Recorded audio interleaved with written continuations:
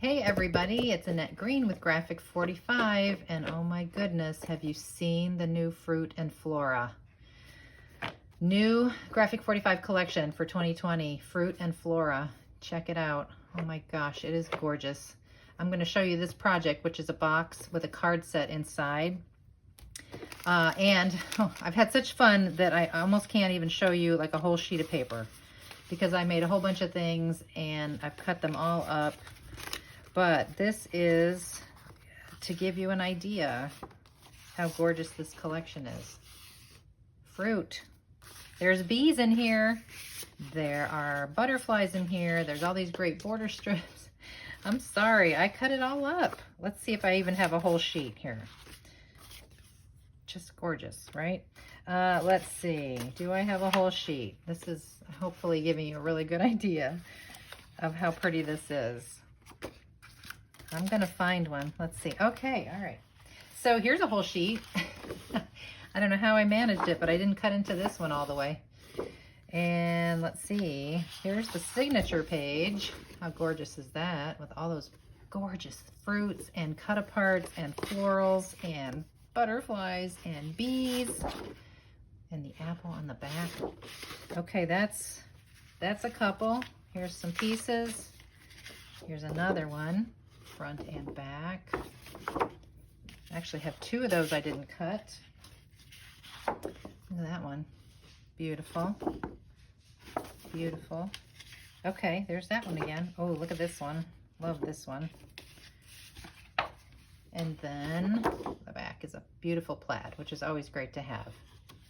All right, so let me show you my project and tell you all about it, and then I'm gonna show you how to make it. Okay, so you see a bunch of stuff here, but this is the project I am gonna show you today. I'll talk about these in a minute. There are other boxes, but I wanna show you what went into making this. But first I'll show you the actual project. So it's a box with a lid, okay?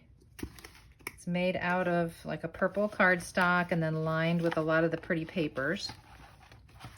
And then, yeah, as you can see, I've lined it in there, and there's the plaid on the outside of the box. And then inside are 3 Z-fold cards, a little different than what we're used to with a Z-fold, and I'll show you that, with coordinating envelopes, which I've made with my envelope punch board. So there's that one, which would have a purple envelope, and this one has a green envelope. And then this one has the reddish orange colored envelope. Okay, and here's what I mean about these Z-fold cards being a little bit different than what we're used to.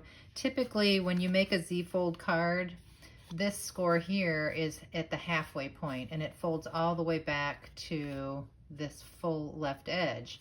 But this one is scored a little bit shorter than that, so that we have this kind of look from the front. And when you open it out, the idea is that this is one continuous scene from the paper. And then you have this little bonus area back here where you can just put stuff. And then we have this little writing spot here.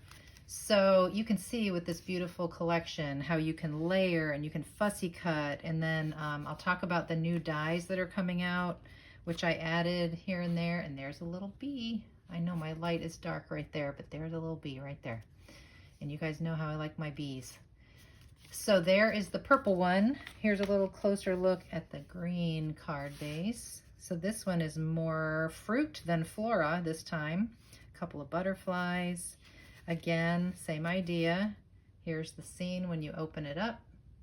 A little place to write a message, and then your little peekaboo area back here. You could even write more things here, put a photo, fussy cut some more stuff, whatever. But there's that one. And again, this is a new die, and so is that. So we'll talk about that. And then the third one is this guy, more dies, same die set, and then a lot of fussy cuts of fruits and flora. And then this one opens out to see this full scene with a little stuff inside there. So really fun, pretty cards. They're all 5 by 7. And so I made the box a little bit bigger than the 5 by 7 size, and I'll talk all about that toward the end of the video. But just so you know, the 12 by 12 paper, of course, was used to make this project, and then this is the new die set. I don't know what it's called yet. I'm going to put that in the description below, but these are all the dies that you get in this one particular set. And so there's a couple of labels and those great photo corners and these circles which go with this great little coin envelope die, a beautiful frame, and these borders. So you saw all those things, not all of them, but most of those things on the cards. And then for the top of the box, of course, I use Graphic 45s, classic ivory and natural linen flowers. I use mostly just the ivory flowers here, as you can see, and just kind of nestled them around this cut apart from the paper collection. But you can see there's one of those. I'm going to zoom in so I don't lose the light here. There's a couple of those photo corners on the corners of the box, which are cut from the green pattern paper, so it gives a little bit of interest as opposed to just cutting them from cardstock. You can see a little bit of the words in there. It's really nice. So let's move on to the tutorial, and then we'll talk about the box itself at the end.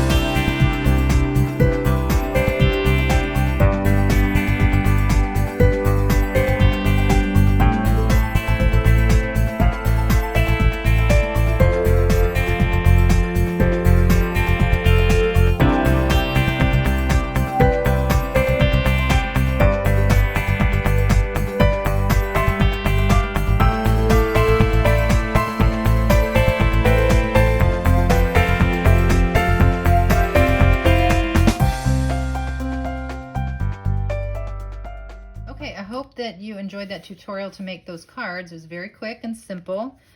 You could just bang out a whole bunch of pretty cards with that technique. So I hope you learned something new there. And then the box. Now, a box is easy to make by yourself. All right, you don't have to use the Cricut. I did use the Cricut. I have this wonderful 4x6 storage box SVG cut from Lori Whitlock. This is just a picture of her image, and I adjusted it for the size that I needed it. If you don't have that SVG file and you just don't feel like it and you don't like using your cutting machine, a box is pretty easy to make, and I'll show you what I mean. So this is how the pieces look if you use Lori's file, and this, of course, this is enlarged to the size that I needed. But I mean, you can tell that you basically, this is the lid and this is the base of the box. Let me back out a little bit more. So you can kind of figure it out that, you know, you just have to make sure that this measure accommodates 5x7. So a little bit bigger height and width. And then you add your side walls and you cut away your corners. So you don't have to have these fancy little flaps necessarily, just like these. But once you add your little extra, you just score and bring them on up and around and glue them together and start forming your box. And then the lid is really the same idea, only you need to make the lid just 1/8 of an inch bigger in both measures of height and width, just because, of course, it fits on top of your box. If it was the same size, it wouldn't fit. So you can see that I have added pretty papers, and I have popped up this cut apart on the top of this particular lid. I can't wait to finish this one off. I think it's just going to be a beautiful gift box. And then on this side, of course, I dressed it up too, so when you look at it from the sides, you'll see that. So that beautiful Fruit and Flora paper. So I was kind of playing around and I got carried away making boxes. But so this is more closer, a little closer to the 4x6 size that the file is actually sold as.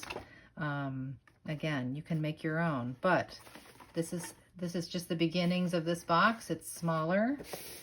It's cute as can be, right? And then I've already started like cutting apart a cut apart and adding a little lace around the edges. Then I mounted it to some white so that I can maybe put it on the top of the box. Not sure yet. That's why I didn't glue it down, but I want to add something else to that. So that's that one. During Christmas time, I made a box because I needed a box for my husband for cigars. So her file actually comes with this separator in it, and it has two more that go this way, but I knew I was putting cigars in it, so I just left out the ones that go this way, and that just glues inside of there. And I used some, anybody guess? This is from a Graphic 45 collection, and it's the B side of Master Detective's signature page. I use that plaid all the time. I used it during Christmas time. So that's a great little box. Now I got, like I said, I got carried away and I have all these files from Lori Whitlock already. This is the recipe box, 4x6 recipe box. And I started to make this for that card set, but I had to enlarge it and I wasn't thinking about how wide it was going to be. So it's gigantic. So I'm going to use this for something different, but this is, again, a great box to use for anything you want to store and sort. And of course, these papers on here are just absolutely gorgeous. Use the border strips here. Really gorgeous. The SVG file has the little separators with the tabs at the top. So, I mean, I could put all kinds of stuff in here. It's a little bit big for a standard recipe card, but I mean, I could put stamp sets in here. I could put dies in here, or whatever I want to do. So that's a great idea for organization. Okay, everybody, that's it for me today. Go out and get yourself some Fruit and Flora and start making some cards and beautiful things. Make some boxes, gift boxes, and get you some of those flowers and pop them on everything. Beautiful. So I hope you enjoyed it. If you have any questions, let me know, and have a great day. Happy paper crafting, everyone.